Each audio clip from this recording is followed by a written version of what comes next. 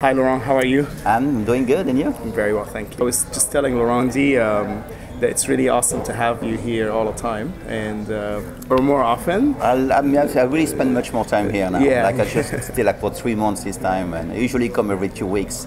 Well, you just finished your Oscars. Yes, and the whole season from the whole season in LA, and you're here. Well, as we know, you just opened the Florida. That's your last adventure. We just Miami, yeah. So Miami, that's one. yeah. We have one in Orlando too. In Orlando. Miami just opened almost a year ago now. A year ago. So that's your new baby. It's my new baby. It's doing well. Yes, it's doing pretty good. And mostly, you opened. When we were talking about what you opened, you got your fame and all in LA, and people followed you, and you changed a lot of people's haircut. You started new styles. I know Uma was one of your Uma is a client for a long time, and but actually the biggest change I did when I got that break is when I changed Gwyneth Paltrow, when I cut her hair short from long to short for that movie about 10 years ago. That's true. I still have clients come in the salon with a picture. I want that one. Yes. I want that haircut. It's funny, after 10 years it's still good. So, well, how is the New York styles? Is there anything changed in the last 5-6 years that you think?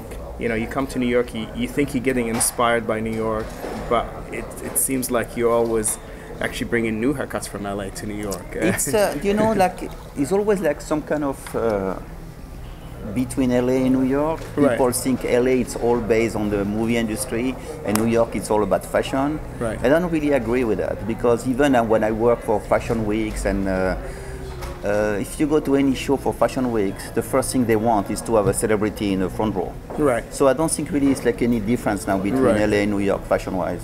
They all appreciate the Hollywood. Yes, they want to look like, the young Hollywood, I think. It's not like before, like young Hollywood, that's what is on the street, and that's what people want to look like. That's true.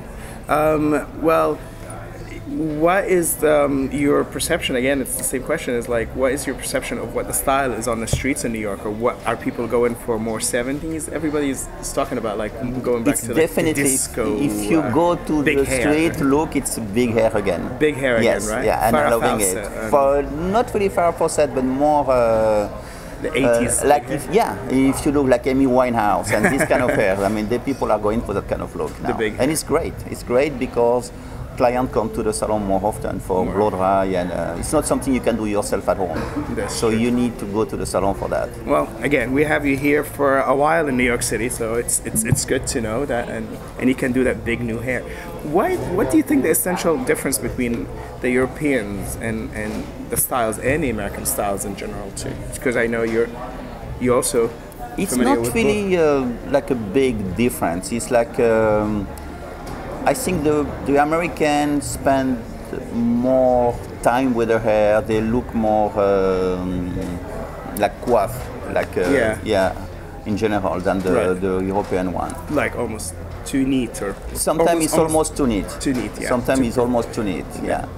But it's getting more and more relaxed. More relaxed. Natural. Yes. Mm-hmm. That's good. A lot of people they say, oh well, my salon is all about styling, and I know you are one of the best stylists in America when it comes to hair. But how about coloring? How do you describe the difference of coloring between your salon here and salon in LA? Are people like more? It's very simple. We're doing definitely much more blonde in Los Angeles and more brunette in New York. But now it's a style again. I mean, a lot of movies are going back to brunette, so it's like. I think we're going to be, but it's definitely the brunette against the blonde. It's definitely the brunette against the blonde. Again. It's the same thing about the cut too, actually. It's like shorter look here than longer look in Los Angeles. Longer look, okay. But it's part of the climate. We know Los Angeles is always like 80 degrees outside. Right. You can have like, you're wearing a tank top and sneaker, you can have longer hair. Here with the winter, you need to have a coat. You look better with like a great bob and shorter hair. Oh, wow, it's more stylish and younger. That's great. She looks fabulous with the bob. You look very Los Angeles, you look very New York. New York via London.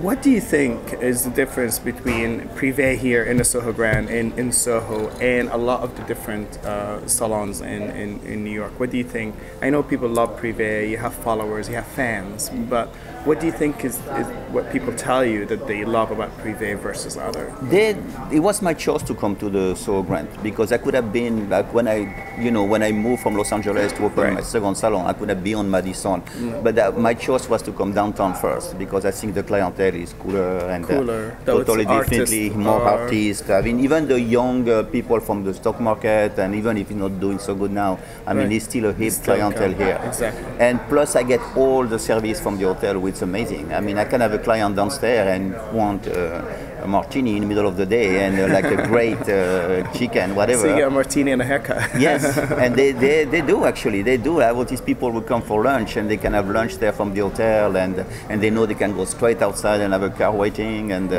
have the whole service of the hotel was really amazing for me. What do you describe like almost like the what people tell you good about Prive? Like they say, listen, we like to go to Prive versus so and so because you are here all the time. Right? It's first, I'm basically here all the time. I have an amazing staff who's been trained by me, who travel with me, and I move my staff between the 3 or 4 salons I have. That's great. It's very important. That's true. Like, so they don't get bored. You know, they bring them to LA for the Academy Award. But I know, like on the May 6th here, we have the Met Ball, so I'm going to bring people from LA for that because I'm busy with this. For the Met. And yes, and.